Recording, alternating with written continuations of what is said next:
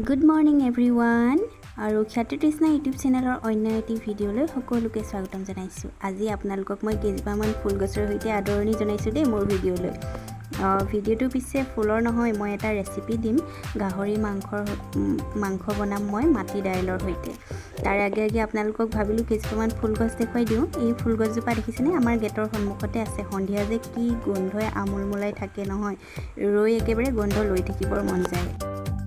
আৰু এইজোপা দেখিছেনে কিমান ধুনীয়াকৈ ফুলি আছে, বেঙুনীয়া কালাৰৰ।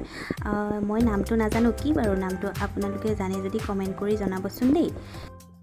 আৰু এইজোপা বগা ৰঙৰ দেখিছেনে? আৰু যিসকলে মোৰ ভিডিঅ'টো নতুনকৈ চাই আছে, প্লিজ তেওঁলোকে মোৰ ভিডিঅ'টো যদি ভাল লাগে তেতিয়াহ'লে মোৰ চেনেলটো ছাবস্ক্ৰাইব এটা কৰি দিব। আৰু এতিয়া আহক আমি ৰেচিপিটোৰ মাজলৈ যাওঁ। এয়া মই লৈছোঁ আধা কিলো গাহৰি মাংস, তেলযুক্ত মাংসটো লৈছোঁ। তাৰপিছত এয়া আদা নহৰু, তাৰপিছত আলু, ইফালে মাটি দাইল বইল কৰি থৈছোঁ, পিঁয়াজ ধনিয়া লৈছোঁ। আৰু এয়া মই কেৰাহী এখন অকণমান তেল দি মাংস কেইপিচ ভাজি লৈছোঁ। গাহৰি মাংসত বেছি তেল দিব নালাগে, অকণমান দিছোঁ। আৰু মাটি দাইলৰ লগত গাহৰি মাংস বনালে চৰ্বিযুক্ত মাংসটো ল'লেহে বেছি ভাল লাগে। কাঠ মাংসটো ল'লে ইমান ভাল নালাগে, মানে এই তেলি মাংসটো ল'লেহে সোৱাদ লাগে। এয়া মই মাংসখিনি অলপ ফ্ৰাই কৰি ল'লোঁ। মাংসখিনি অলপ ফ্ৰাই হোৱাৰ পিছত মই আলু দি দিলোঁ। এইফালে আলু দি ধুনীয়াকৈ ভাজি ল'ম। আৰু লগতে মই পিঁয়াজো দি দিলোঁ। পিঁয়াজ আদা নহৰু এতিয়াহে দিছোঁ দেই, তেলত দিয়া নাছিলোঁ।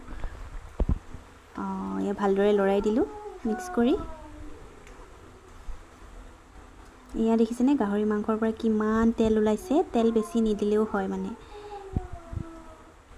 এনেকৈ মই ভাজি থাকিলোঁ অলপ সময়। তাৰপিছত অলপ ভজা হোৱাৰ পিছত নিমখ, তাৰপিছত হালধি, আৰু এতিয়া ভালদৰে লৰাই দিম, গোটেইখিনি মিক্স কৰি দিম।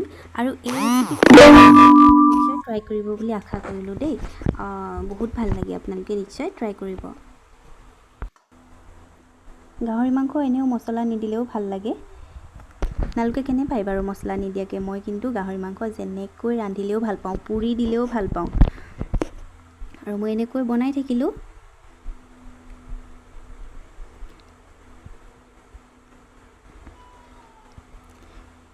আৰু এতিয়া গেছৰ ফ্লেমটো কম কৰি মই অলপ সময় ঢাকন দি ৰাখিলোঁ। আৰু অলপ সময় ঢাকন দি ভজাৰ পিছত এয়া দেখিছেনে ধুনীয়াকৈ সিজি আছে। আকৌ ভালদৰে লৰাই দিলোঁ আলু কেইপিচ সিজিবৰ কাৰণে। আৰু এয়া চাওকচোন কিমান তেল ওলাইছে। তেল প্ৰথমতে দিয়াই নাছিলোঁ, আৰু এতিয়া তেল কিমান হৈ গ'ল দেখিছেনে?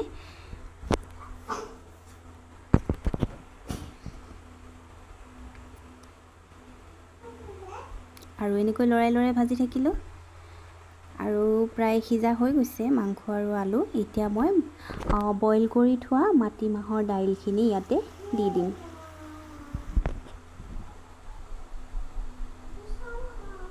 মাটিমাহৰ দাইলখিনি ধুনীয়াকৈ উতলিবলৈ দিম এতিয়া। আৰু উতল অহাৰ পিছতে মই মছলা কেইবিধ দি দিছোঁ, জিৰা পাউডাৰ, ধনিয়া পাউডাৰ, গৰম মছলা। আপোনালোকে বাকী মছলাও দিব পাৰিব দেই, মই মানে নাছিল কাৰণেহে এইকেইবিধ দিছোঁ।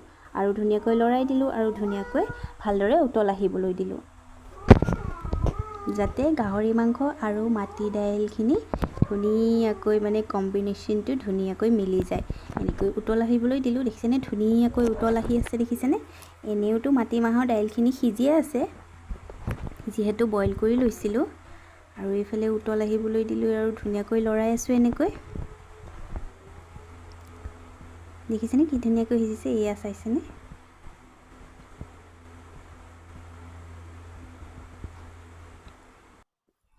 আৰু মাটিমাহ আৰু গাহৰি মাংস ধুনীয়াকৈ হৈ গ'ল। আৰু গেছটো অফ কৰাৰ আগে আগে মই অলপমান ধনিয়া কাটি দি দিলোঁ। আৰু আজিৰ ৰেচিপিটো বাৰু কেনেকুৱা লাগিল আপোনালোকৰ? ভাল লাগিলে যদি নিশ্চয় কমেণ্ট এটা কৰি জনাব দেই।